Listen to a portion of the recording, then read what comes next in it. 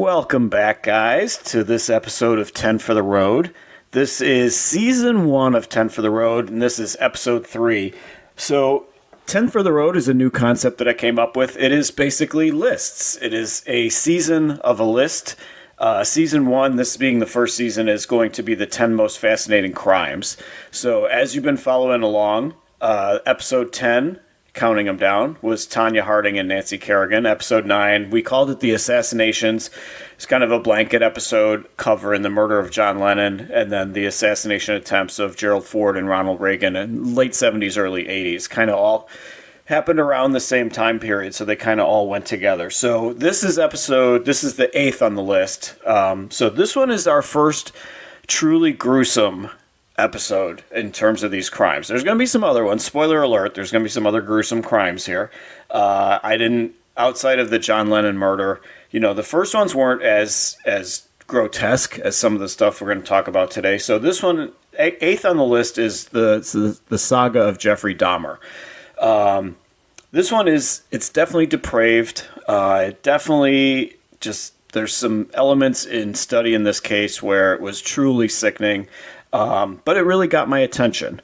It felt very local to me because almost everything that happened in the Jeffrey Dahmer case happened in Milwaukee, which it's not all that far from Chicago. There were some overlapping things that we'll get into as far as what happened there, and as well as me being in Milwaukee at a couple different points along the story here. And then him coming to Chicago, for that matter. So I feel a little conflicted on this one because it's a subject matter that there's definitely a lot of gross stuff here, and I don't want to sugarcoat it, but then I also don't want to get into the really heinous, disgusting things that I read in researching this story. But I'm not going to sugarcoat it. I'm going to talk about there's going to be beheadings and stuff. You may not want to have... The kids may not want to be listening to this one, but it was the first one, like I said, in the list. It's the first one of a couple that are going to be on here that are truly gruesome. So the thing with Dahmer, one thing to get started, he wasn't the crazed-looking Charles Manson character. Every time you saw him, he either looked like a normal, honestly good-looking guy or just kind of a nerdy guy. You'd see different looks in different pictures, but he never looked like the insane, Charles Manson whack job character that you would assume as a serial killer or a mass murderer.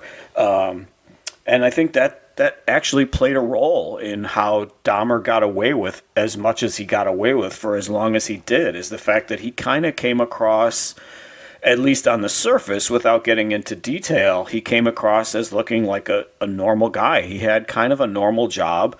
And like I said, in some pictures, he actually looks like a good-looking guy. And then in others, he just looks like a harmless, nerdy guy, like the president of the math club or something. So I think that part of it, too, was that Milwaukee was a very unique setting for all of this. Milwaukee is kind of a small, big town. Hard to describe, but it's not known for these kinds of stories. I think that Milwaukee was a big enough town that he was able to stay under the radar for as long as he was because it was such a big town. But then it was a really small town in the sense that this whole case, everything that went on here was just so out of the ordinary and so just bizarre. I mean, not that it wouldn't be bizarre in other cities too, but especially in Milwaukee, because it just felt like it was like, just like a very small town setting where it's not. It's a big town. So, typical thing with the Dahmer situation, researching the Dahmer story, lack of attention from his parents. His parents got divorced. And at an early age, he develops an obsession with dead animals. And I'm like, as I'm reading this, I'm like, that should be red flag number 1. You've got this kid, late single digits, early teens, that's obsessed with dead animals. And I'm like, that should have already launched, some sort of like parental figure getting him into some psychological help. He starts drinking at age 14. He's a loner. He realizes in his early teens that he's gay, but no big deal. Like kids come out, but just there's so many facets of the story that just it all makes sense when you hear about, the drinking at 14 and the fact that he was a loner. He had no friends. His grades started to fall because he started getting more and more into alcohol. So So he, like I said, he knew he was gay by 14, 15 years old. He knew he was gay. So his first kill was picking up a hitchhiker. He was 18 and he picks up a hitchhiker and he starts partying with this guy. And that was the first victim in the whole Dahmer saga. So he's partying with this guy. Guy wants to leave. Guy actually was hitchhiking, going to a concert, and was not gay. But Dahmer, of course, wanted to have sex with the guy. And he wants to leave, and Dahmer clobbers him with a barbell and kills him.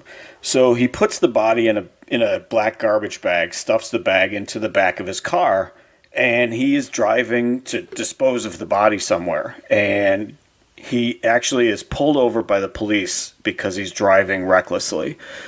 Assuming, the guy was partying with the hitchhiker, so he was either drunk or, whatever, smoking weed or whatever he was doing. But he is pulled over by the cops, and the cops actually ask what's in the bag because they see the bag in the back seat.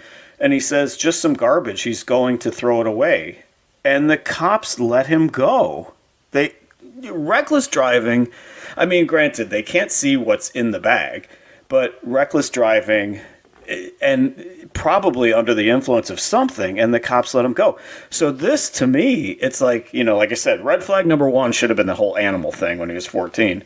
But this is the first in a series of breaks that this guy gets. And I attribute it to the fact that he's this good-looking, nerdy white guy, I can't, or it's a combination of that and some really inept police. Combination of those two things. So they actually let him go. He does dispose of the body, and he gets away with that. So, again, he's in his teens at this point. He leaves. He actually goes to Ohio State. He tries to go into Ohio State University, and then goes into the Army altogether, and subsequently gets kicked out of both for drinking. So he gets thrown out of Ohio State for horrible grades because of the drinking, and then tries to go into the Army, where he also is heavily drinking, failing on many levels as far as like his the troops that he was working with. He was getting in trouble because he was letting them down to the point where he actually got his ass kicked because the troops that are on his, squad couldn't count on him for anything. So he gets kicked out of the Army, kicked out of Ohio State. He's actually from Ohio and gets fed up with everything in Ohio. So that's when he moves to Milwaukee. So he moves in with his grandmother in Milwaukee. Again, his family is splintered. Mother was a crazed whack job. Father, who actually was still around when all this was going on. His father really wasn't there for him. And so he moves in with the grandmother in Milwaukee. So he's apparently, this woman had to be oblivious to a lot of things. One of the first things he gets away with out there is he breaks into a department store to steal a mannequin because he has become increasingly obsessed with finding a subservient male that will stay with him and not fight back. And for sexual pleasure and for just, he wants to have that subservient male, which is going to play a part down the line in the types of people that he was picking up, as well as what he wanted to attempt to do to them. So he steals a mannequin, breaks into a department store to steal a male mannequin for this purpose, and brings it back to his grandmother's house. So he starts, he keeps getting further and further off the deep end. He manages to get a job at a place called the Ambrosia Chocolate Factory, which is in downtown Milwaukee.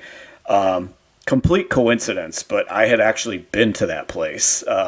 We have one of those, it's closed since then. And actually the one in Milwaukee is closed too, but we had a chocolate factory downtown in Chicago that I would always park by it when I was working in that area, and I was always park by that factory because it always smelled so great. It's like you would park your car, you'd go back to get your car in the afternoon after work, and the whole neighborhood would smell like chocolate. So the Ambrosia Chocolate Factory in downtown Milwaukee, kind of similar thing. I remember being up there with my girlfriend at the time, and we went up there shopping, doing different things in Milwaukee, and I was drawn to this place because it smelled like chocolate. When they got their presses going and everything's happening, the whole neighborhood ends up smelling like chocolate. So the Ambrosia Chocolate Factory, where he worked, where I actually had been at one point to buy chocolate.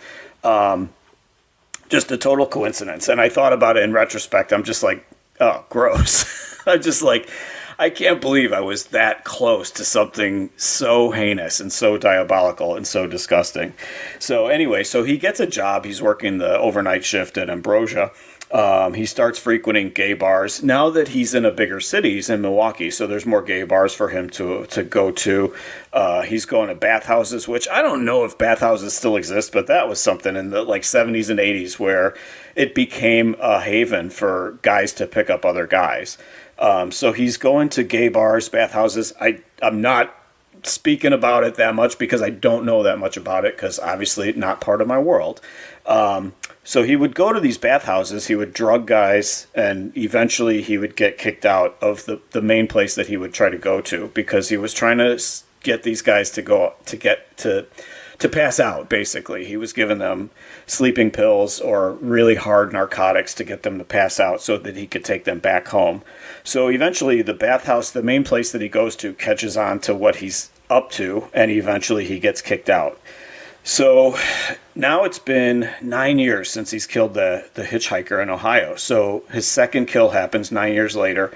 And then it just felt like in reading the stories at that point, it was off to the races. You know, he was consumed by his evil side. I'm not even going to say, like, you know, make the cliche of the angel on the shoulder and the devil on the other shoulder. There was just basically two devils. There was a devil on each shoulder telling the guy what to do. You know, he hated the fact that he was who he was. He hated the gay aspect of his life, and he hated himself in many ways. But he was just consumed by the evil side. And the big motivating factor was looking for that zombie-like subservient male that would stay with him and not fight back. You know, and I think obviously a huge part of this seems like it came from the fact that he was neglected as a kid.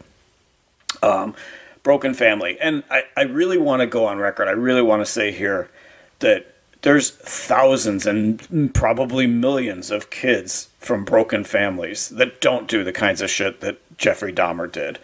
So, and there's thousands of people that frequented, you know, gay bathhouses and stuff like that that didn't turn into mass murderers. So I want to make sure that we're clear on that.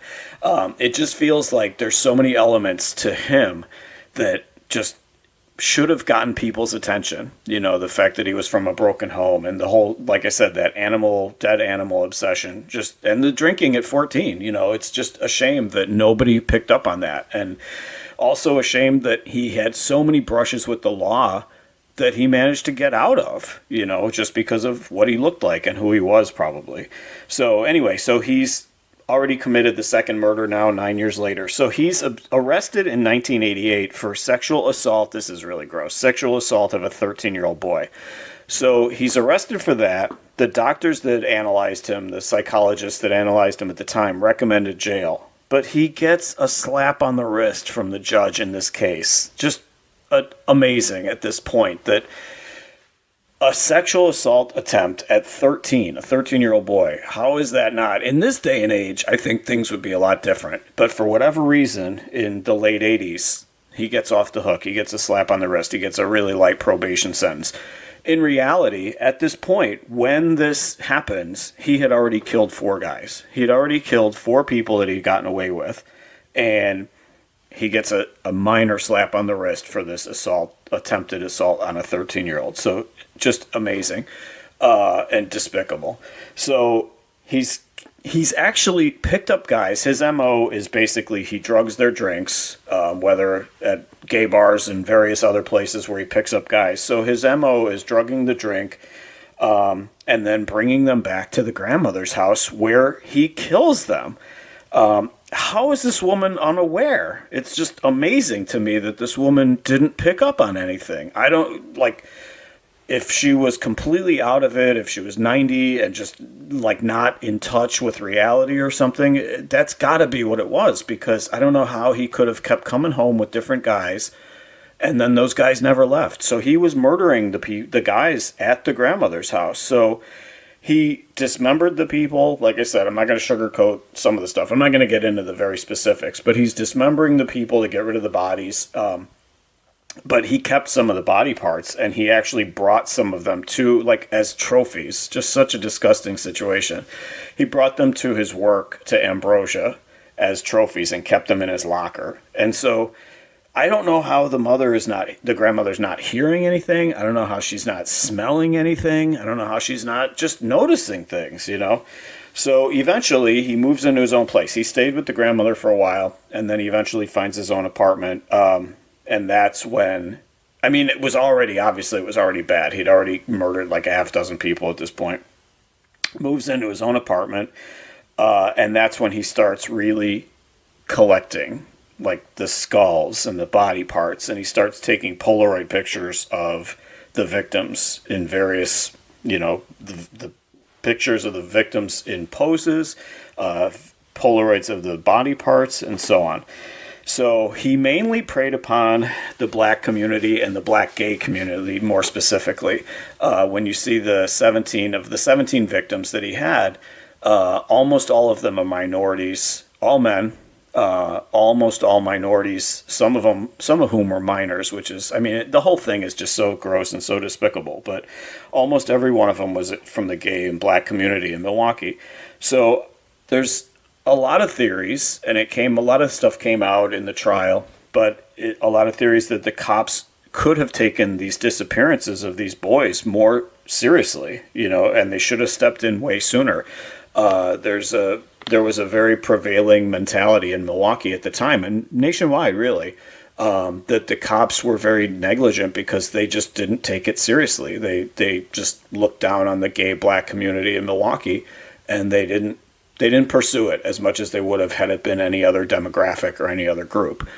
So I do think, like I said, race plays a role in this case for sure. And especially when you look at him and you realize that, like I said, in many cases, in many pictures, in many videos, he just looks like an average white guy, gets away with murder, literally gets away with murder.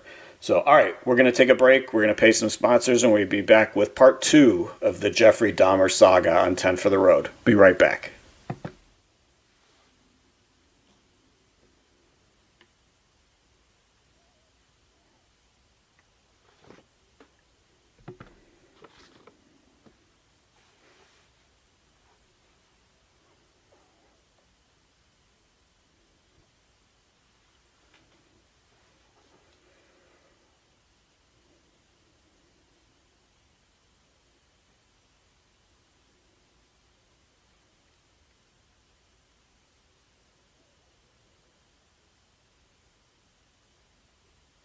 All right, welcome back to this episode of 10 for the Road. This is the most fascinating crimes, to me, the most fascinating crimes that have happened in my lifetime. And we're on the 8th most fascinating crime, which is the saga of Jeffrey Dahmer, the mass murderer, serial killer. I'm not sure the difference between those two terms, pretty much synonymous, I think, but serial killer, mass murderer that happened in Milwaukee in the late 80s, early 90s, and just fascinated me from Chicago. I always kind of joke that Milwaukee's kind of another suburb of Chicago, and I say that kiddingly, but obviously it's a big city. Very close, and close enough to do road trips. And I had done road trips up to Milwaukee multiple times because I'm driven by two things: chocolate and food. Chocolate and cheese. So in anybody who knows me personally knows that I've done numerous trips to Milwaukee, to Kenosha, just the cheese in Milwaukee and the cheese in Wisconsin draws me in. I'm just a sucker for chocolate and for cheese, and that is two things that Milwaukee and Wisconsin as a whole are known for. So I had done numerous trips to Milwaukee, numerous road trips. It's only about a 90-minute drive north of Chicago. And so Dahmer, I think that probably is part of my fascination with this case and why this case really caught my attention at that time and still continues to. I think it's still, many elements of this are so fascinating. If you have the stomach to tolerate the gross aspects and the disgusting aspects of what he did, the case itself is just a really interesting saga.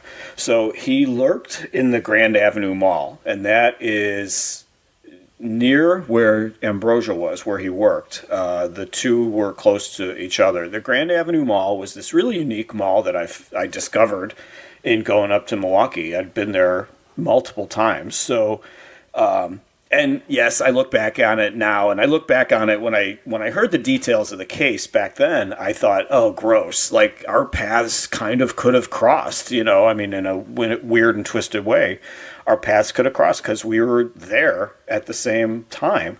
So anyway, Grand Avenue Mall. I can describe it. Ambrosia, for the record, Ambrosia, the chocolate factory that he worked at, is gone. That was demolished a long time ago. So that's been gone. They moved to a suburban facility.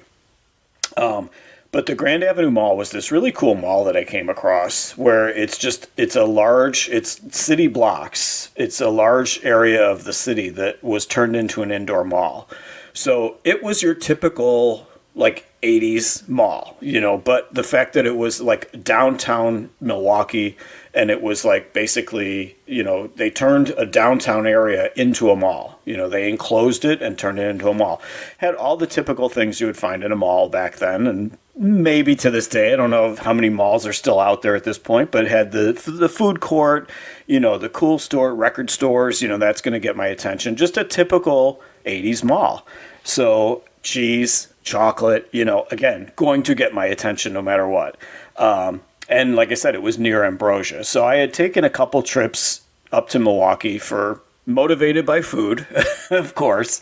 But I had been to Grand Avenue Mall a number of times. So I remember even working at Godiva, and there was a Godiva store there. And I remember them sending me up there to help open up that brand new store. And I was able to spend a night or a couple nights at the hotel right by the Grand Avenue Mall. So it was a very cool mall. I know it's still there. I know it's going through the same hard times that any mall in America is going through these days, except maybe Woodfield here outside of Chicago, and Mall of America is probably doing well in Minnesota. But Grand Avenue Mall still there and just chugging along, still existing, I'm sure going through all the changes. So anyway, but back to Dahmer. So Dahmer started lurking in the Grand Avenue Mall, looking for victims, looking for more young guys to kidnap. So his MO was always offering them $50 to come model for him. And it's just shocking when you read that. I mean, obviously, inflation has changed dollar figures and stuff, but it's shocking to hear how many guys just went along with it. Like, yeah, let me go back to your apartment with you and for $50 and model for you. So his desire, like I was saying in the first half, his desire was to create a zombie. He wanted a subservient sex slave, basically. And again, I think that it all could stem from the fact that his childhood was messed up, and he felt abandonment issues at an early age from both of his parents. So he wanted to create a zombie. He wanted a guy to always be there for him for his sexual pleasure and not to fight back and not to leave. That was like his motivation. It was at this point, so we're talking roughly 1990 at this point, is when the cannibalism accusations begin. And the necrophilia accusations begin. So in the summer of 91, he started coming to Chicago. So he'd already, had numerous victims from Milwaukee. So he started coming down to Chicago. And one of the victims he picked up at the Pride Parade in Chicago, which is a huge deal. The Pride Parade, I'm sure nationwide, there's many parades in many cities that are huge, but the Chicago one is really big. And so he picked up a guy at the Pride Parade, brought him back. And again, this is when the truly grotesque aspects that I'm gonna just kind of gloss over some of it, but just like I said, the cannibalism and the necrophilia begin. One victim, this is another really fascinating story, is that, like I said, his MO would be putting drugs in their drinks and getting them to pass out. And so he would get them to, again, just be subservient, like sex slaves to him because they were passed out. So he would slip things in their drinks. So at one point he's starting to get sloppy now, is what eventually leads to him being caught. So Dahmer himself accidentally drinks the drugged drink and he passes out. So he's got a guy, the typical come back and model for me at my apartment. He's got a guy there, and Dahmer drinks the wrong drink and drinks the drink that was intended for the victim. So the victim is fine, and so the guy that he picks up steals his watch, steals $300, and gets the hell out of there. So I'm like, so obviously this guy survived being with Jeffrey Dahmer. And so I can only imagine, that guy, once the truth came out and once this became such a nationwide huge case, when that guy realized, oh my God, I was that close to being victim number 18. This guy dodged a bullet, literally dodged a bullet. I can only imagine how this guy, I'm hoping he's still alive, and I'm hoping like he was okay after all that. But in retrospect, I can only imagine what his memory of this must have been like. So anyway, he's off to the races at this point. He's got, it ends up being a total of 17 victims. So eventually he gets fired by Ambrosia for missing days. And at that point, missing work days. At that point, that's when he really started to spiral. I mean, the drinking really escalates. The killing actually starts escalating even more. So in his apartment building, the building starts, the other tenants around him start noticing the smell coming from his apartment because, frankly, there are bodies in there. There's body parts in there. He's got vats of like acid and things like that where he's dissolving the bodies and trying to keep the bones, keep the skulls, keep the heads in some cases. So they start coming to him, neighbors start coming to him asking, like, what's that smell? And he blames it on a broken freezer. And the landlord, again, lets him get away with this, this horrible smell coming from the apartment. Blames it on a broken freezer, and there was meat that went bad in the freezer, and they let him get away with it, So, like I said, this is where he's starting to get sloppy. That guy, he drinks the wrong drink. That guy gets out and leaves. Doesn't tell anybody anything, just because he stole from Dahmer, so he doesn't tell anybody anything.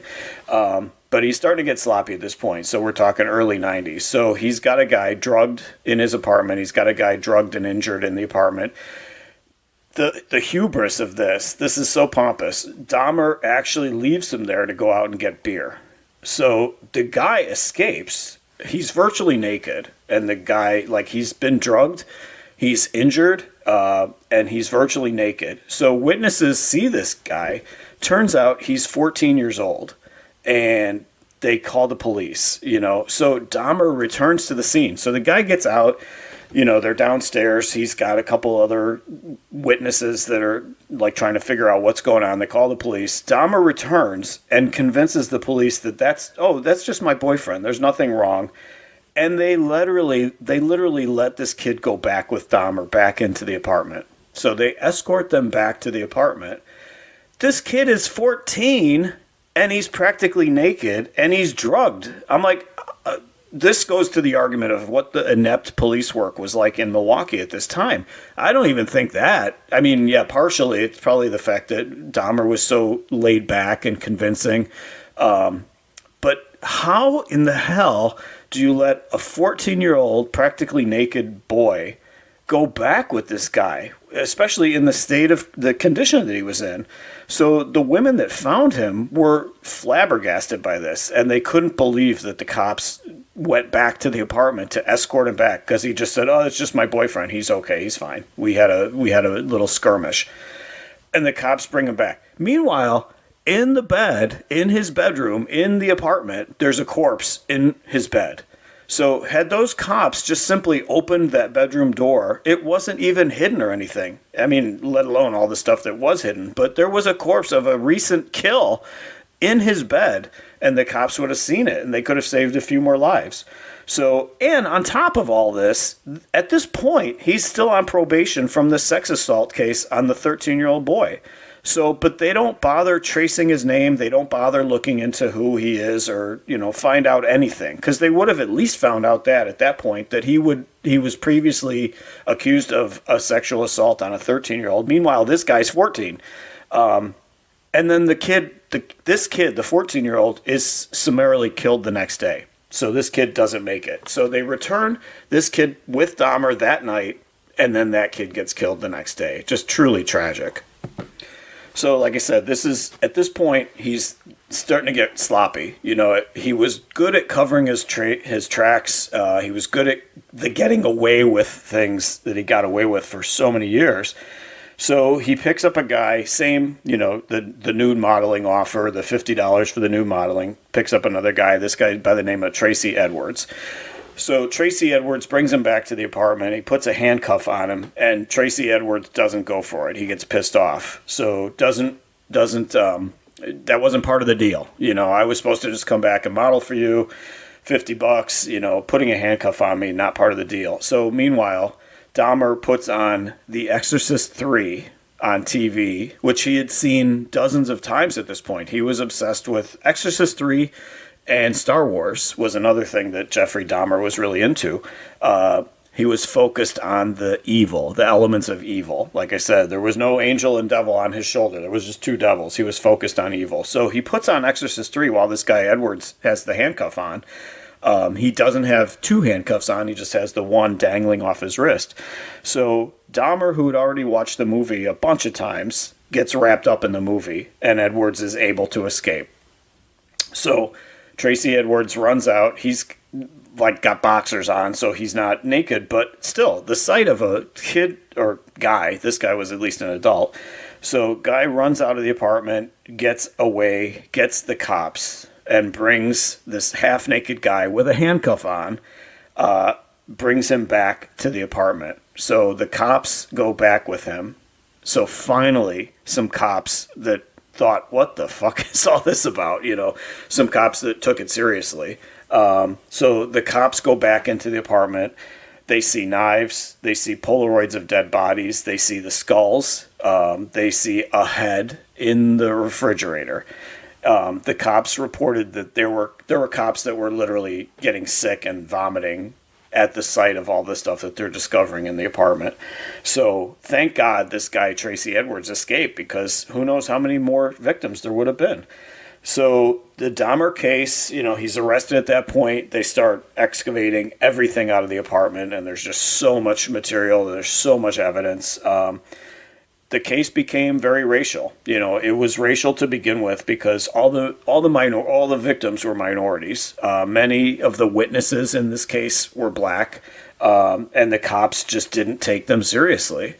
Especially the one that stood out was the black women that found the 14-year-old boy that they then returned. The boy was he was Asian, but they returned him, and he gets murdered the next day. And had the cops, those witnesses, the black women that found him at that point, had they taken them seriously, had they listened to them, they could have possibly, like I said, saved a couple other victims that got killed afterwards.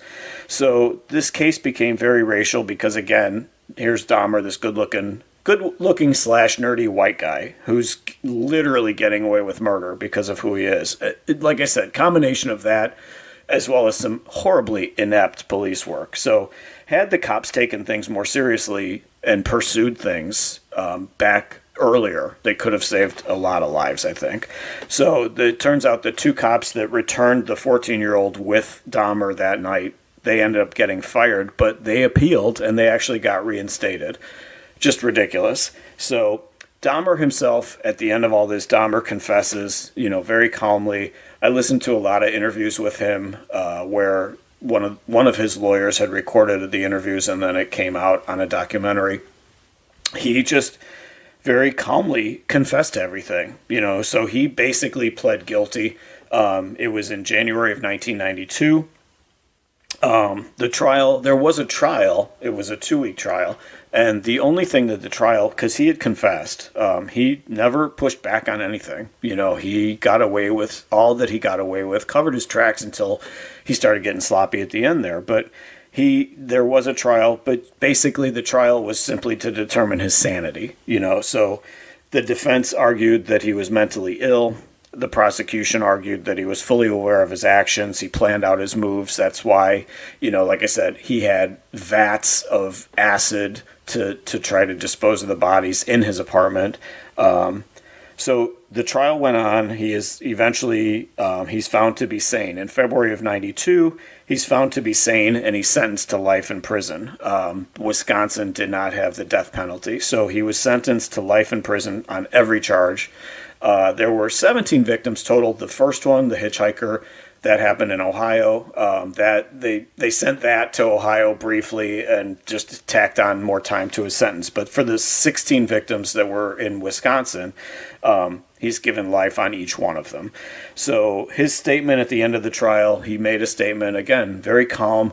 It's eerie and creepy in the sense that he's just so calm, and he's not, you think of the typical mass murderer to be Manson. I think that becomes the stereotypical one. So he just had a very calm statement after the trial was over. He said he was sorry. He said he was sorry to all of the victims and their families. He was not motivated by hate in any way. He was not motivated by race in any way. He picked, that was his body type that he liked. He liked the athletic body of the black victim. That was what he had said. That was what he was motivated by. He accepts the punishment. He knew he was going to prison for the rest of his life, and he hated himself. He hated the things that he did. He hated who he became, but he said he was sorry to everybody. So he's in prison. I think you know how this ends. So he's in prison. It's just bizarre. People send him money, people send him gifts, people send him cigarettes. It's just crazy. You've heard about this, how there are women and men for that matter that send these guys, that try to become pen pals with these guys or try to send them gifts and try to extend an olive branch to people like Jeffrey Dahmer. So just really bizarre. People behavior is just very bizarre how they reach out to them. So people were sending him all kinds of stuff. So he's in solitary confinement for a year or so. It was determined at the time by the prison that he should be in solitary confinement because they were afraid that something was going to happen to him if he was in the general population in the prison. So he was in solitary for about a year. He is on good behavior. And so he asks to be let out of solitary. He wants to join the rest of the regular general population in the prison. The lawyers advise him against it. The lawyers tell him, no, that's not a good idea. That is just nothing good is going to come of that, of you being, when you are a child molester and you're a mass murderer, you're not going to survive in the general population in the prison. So that was, like I said, he was convicted in February of 92. So in July of 94, an inmate does attack him because they granted him, despite what the lawyers recommended, they did grant him to be released from solitary. So in July of 94, an inmate attacks him, but he survives. So that was in July of 94. In November of 94, 3 inmates, including Dahmer, were sent to clean a gym. And one of the 3 inmates, one of them was black. The black inmate kills Jeffrey Dahmer, and he actually kills the other guy too. So there's 3 of them that are sent to clean the gym. The black inmate kills both Dahmer and the other guy. The black inmate that kills him says that God told him to do it. So it all kind of came full circle. The first victim that Dahmer had was killed with a barbell, and then this guy kills Dahmer with a barbell. So I'm sure he didn't know that, and then, like I said, the guy who killed him says God told him to do it. So there's allegations at the time, did the prison allow it to happen? There's accusations that the prison allowed it to happen because of Dahmer having such a obviously horrible reputation. So there's an investigation into that, whether the prison allowed it. The prison was negligent in letting it happen, but nothing ever comes of it. It turns out there was never any charges were filed against anybody with the prison for letting it happen. It was just an unfortunate accident that this guy killed Jeffrey Dahmer, one of the most heinous mass murderers and serial killers in American history. So that is it. Again, I was fascinated by the elements of the crime. I was fascinated by the fact that our paths, in a weird way, probably crossed when I was at that Grand Avenue Mall, and at Ambrosia for sure, where he actually worked. And just to me, just another fascinating case that makes the list of the top 10 most fascinating crimes. So, anyway, that is it for this episode. Thank you to Brian for producing. Thank you, listeners, for sticking with us on this cool path that we're on as far as 10 for the road. Thoughts and prayers to the victims and their families, of all the people that unfortunately Jeffrey Dahmer was responsible for killing. So before I sign off, I just want to put this out there too. Do you want to be on 10 for the road? We are looking for Patreons. We are looking for people who are familiar with some of these cases that can chat with me on the Patreon about the previous case. So if you know about the Dahmer case, about any of the cases that we've talked about in the past on 10 for the road so far, hit me up, message me on Twitter. It's at ChocolatierLL, and we can probably work something out. So we're looking for people to be on the Patreons if you are familiar with these cases, with any of these cases that we talk about. So we will be back next month. It'll be the 7th most fascinating crime on 10 for the road, and we will see you then. Stick with us for the Patreon for this episode, though, guys. All right. Welcome back, Patreons. This is the Patreon for 10 for the road, following up on the Jeffrey Dahmer episode. And so we are going to recap episode the 8th most the ninth most fascinating crimes to me, which was the assassination episode. So we have none other than BT on the other side of the camera here. We're going to follow up on some of these cases. Like I was saying before we started, the Gerald Ford attempts, the Sarah Jane Moore and the Squeaky Fromm attempts on Gerald Ford, that had to happen when you were like a little kid. So do you remember much of those? What was those the year? were in 75, I believe they were. Well, yeah. I mean, I was they were both in 75, 17 days apart. I was 9 years old, so I remember some of that stuff being. I remember Gerald Ford being shot at, or there was going to be assassinations. I remember that. My dad was really not as much into politics, much like me, but would watch, like the. If Ford was on TV or something like that. Ford was a Democrat, right? Republican. Oh, okay. So my dad hated him. So we were Southern Democrat all the way. Ford and I'm so glad. You need to go on YouTube. This has nothing to do with the assassination attempts, but Ford fell down more than any president. That was when the Chevy Chase making fun of him on Saturday Night Live came from, because he got the reputation for being a klutz. So that's what one time he fell down like 5 stairs on the on Air Force One. He got his bearing and then he fell the rest of the way. I was like, oh my God. So then Squeaky Fromm first, and then Sarah Jane Moore just a couple, like 2 weeks later. So that was what was right. So, I was just a couple years older than you. I was already like fascinated by this kind of stuff. Probably. And it never let up for me. Nerd, yeah. So Squeaky was hot though, wasn't she? Oh, gross. No, not at all. I thought she was. I thought back, in the episode I talked about how she got dressed all in red. And it was to represent the animals and the forests and the earth, that when she went to try to kill him.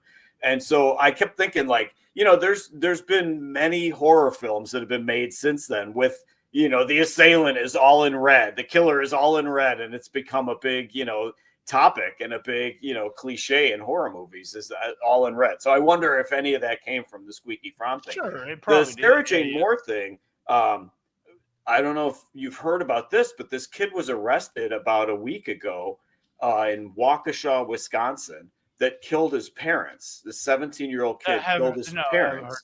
And so the bodies, it's similar to the Gene Hackman thing. He killed his mother and his stepfather, and the bodies were in the house for like 2 weeks. And then he left. He hit the road. And so the reason I bring it up is because in his, paperwork and the babblings of this crazy 17-year-old manifesto. He said he killed the parents because he needed to get money so that he could then go and kill Trump. And the Oh. reasoning that this kid said was he wanted to start a revolution. And that's where it clicked for me, because that was what Sarah Jane Moore said when she attempted to kill Gerald Ford, is And she wanted to start a she had revolution. the ability to kill him, as much stuff as she had with her.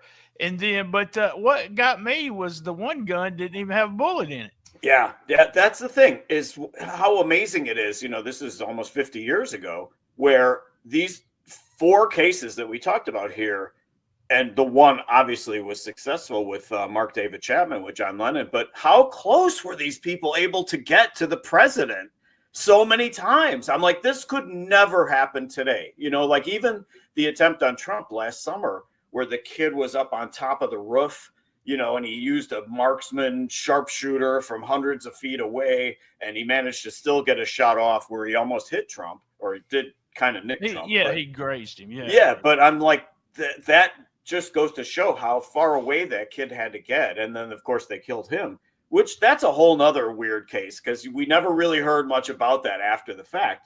But I mean, it's just amazing in doing the research for this episode how close these people were able to get to the presidents, and then to me, it to was John the Lennon. time span too. You mentioned this many times on the episode, but it was the time span of being 5-year time span. It was like everyone decided we could assassinate somebody, or let's try to assassinate somebody. Yeah, that's why I said, in looking back at those cases, all four of those cases to me were so interesting. But in looking back at them, that's why I put them all together, is because they all occurred in like a 5-year span. And I mean, there's people, I guarantee you, if you ask somebody who was John Hinckley, who did John Hinckley shoot, they would mistake him for Mark David Chapman all the time, because those cases. I can't believe he's out of jail. I wrote that down. I didn't know he was out, and he's got a YouTube channel. Yeah, can you imagine how Jodie Foster must, like, just going through her everyday life, knowing that guy's out. That's right. I'm all about,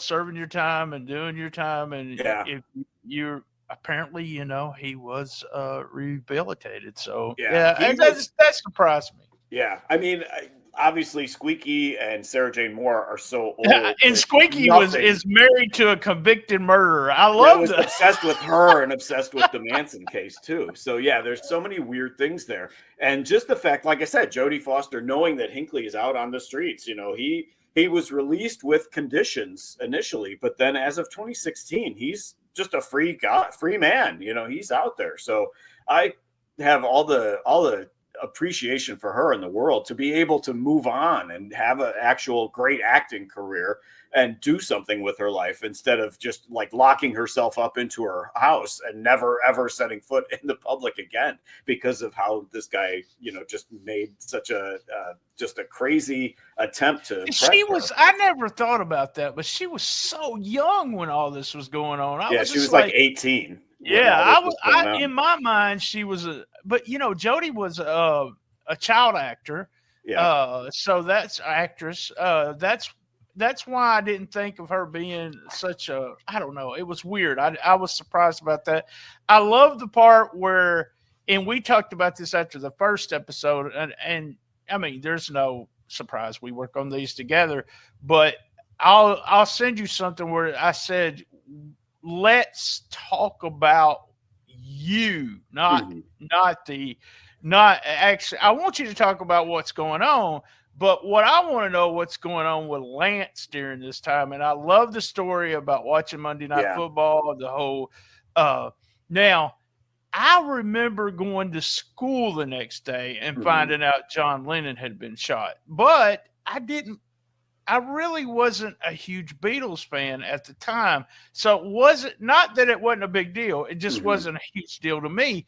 What I think about John Lennon was he was one of those guys after he died that seemed to start, maybe I'm wrong, maybe there was other people right before him, but it seemed like he become a big star and everyone wanted to buy all the John Lennon records after he died, which is just really crazy. I think that's a common It practice. is, If but that's you're just if you're kind of into a band or kind of into a performer, like I'll admit I had most of the Rush albums before Neil Peart died, and then I went back and I'm like, I need them all. I have to have the rest of them, and I got the rest of the Rush albums. So I mean, it's just one of those things. Like I had all the Tom Petty, so I mean that didn't change anything, unfortunately. Um, but the Lennon thing, like you said, you didn't know about it that night. You had already gone to sleep when it yeah. I happened. mean, we watched Monday Night Football, but my dad was like, at 9 o'clock he would Yeah. turn the TV off. He didn't want anybody watching television, so we hardly ever seen We came to school the next day. Not that I told my friends I didn't Uh-huh. see the ending, but we would all be talking about Monday Night Football, and they had told me about John Lennon. And my friend Ron, who was on our 800th episode, Uh-huh. him and Lloyd, huge music fans. We were all three. Did I tell you that we did Casey Kasem's top 10? We did our own top 10 No. for almost 5 years. Uh-huh. And but we were big into music, and it was a big deal, a bigger deal to them than it was me. Uh-huh. So I mean, and you were in school with them that day.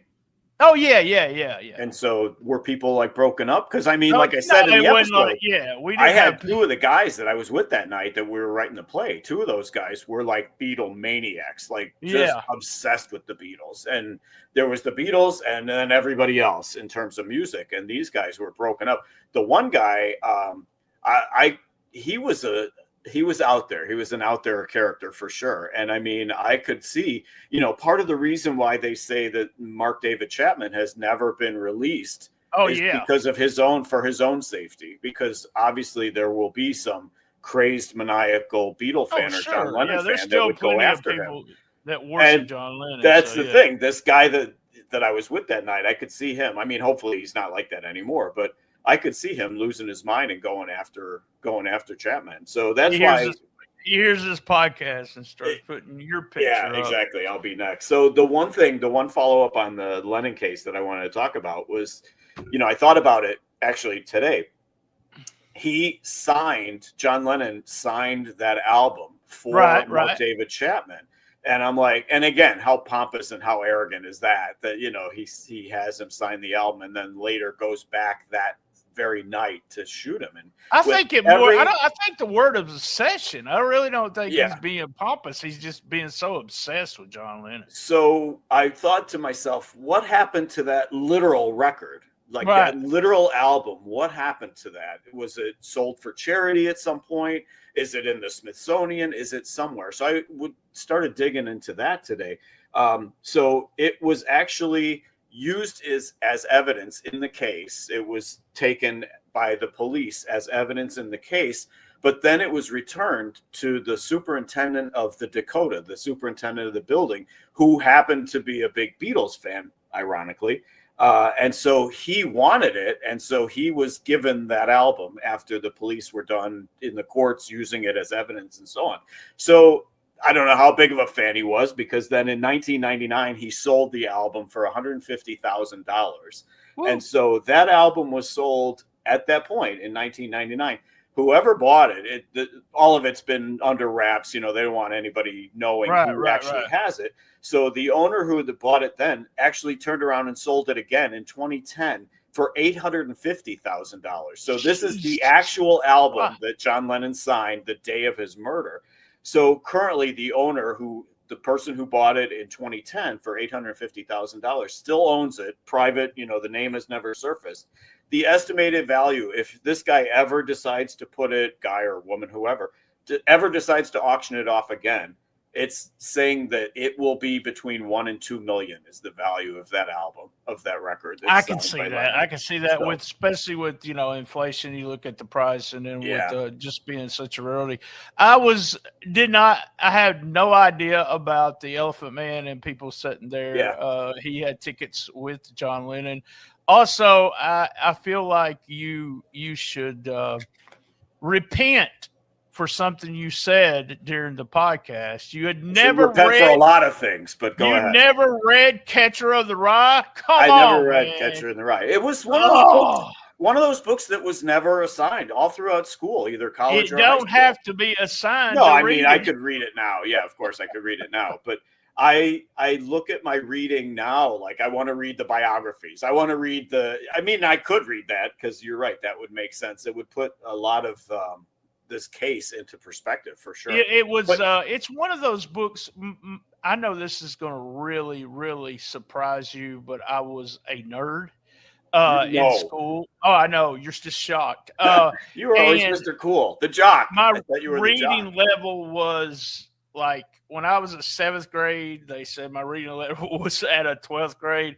So the librarian would give me books that she wouldn't give other people or recommend books, and then I would start. And then I started going to the public library, and the librarian did the same thing where she gave me books way beyond. I read Stephen King The Stand way before I should have ever touched that book. But it was fun to do that. I had something about Ronald Reagan. There's a video out there with Ronald Reagan, and we may have talked about this before. I know I told the wife about it, but this is after the assassination attempt. He's doing a speech, and there's like a gazillion balloons around him, and a few of them pop really loud. They pop, Yeah. and he goes, "Oh, he missed me again." Yeah. And he just kept on doing his speech. He was like so super cool, Ronald Reagan was. And I like the way you told he was like a cowboy, Yeah. He got shots, but he wanted to walk right into the hospital first before he collapsed. But good stuff. It was all about the image. He had to walk in on his own power. He couldn't go in on a wheelchair or on a stretcher. He insisted. I mean, had he been hurt worse, I'm sure. Yeah, I get it. He was, but still, I mean, the doctor said for a 70-year-old guy at that time, I mean, if he wasn't in as good a shape as he was, any of those shots could have killed. Any of those, the ricochet could have hurt him. It could have hurt him a whole lot worse. So, but yeah, I mean, just like I said, the fact that those 4 cases all happened in such a short time span, that's the and very, very similar circumstances, even though it was 2 men and 2 women as far as the assassination attempts. So, but the Dahmer one, we'll cover that next month on the Patreon. All right. So if you're listening to the Patreon right now, here's what we want. We want someone that listens to the Dahmer one and comes in here and talks to Lance about it. Make some notes. Just we can memories record, of what was going on in your life back then and what your recollection of the case was. We can record it at any time, whatever. I mean, because the episode comes out this coming Monday. This episode, this is at the end of the Dahmer episode. And Patreon goes out when I get it done really quick, probably Saturday or Sunday. And then the episode has officially on Monday. So you'll have any time after you listen to it if you want to come on. And we'll try to you did it at the very end, but we'll try to do a couple times an episode and try to get. I've got somebody I think for the Dahmer one that's going to come on with. There's just so many, you have your memories of these cases, some of which happened 10, 15, 20 years ago. But in doing the research for these, I'm unearthing so many interesting facets that, you may not have even known when the cases were being covered. So the next one will be coming up. The next one's another really interesting case. I'm not going to give it away. No spoilers. But the next one will be coming up soon. And it's the challenge of trying to figure out what are the next, what is the number one most fascinating crime on this list. So it's been like, all right, man, let's really get off here. Thank you, Patreon. All right, guys. Appreciate it. We will see you next month for the next 10 for the road.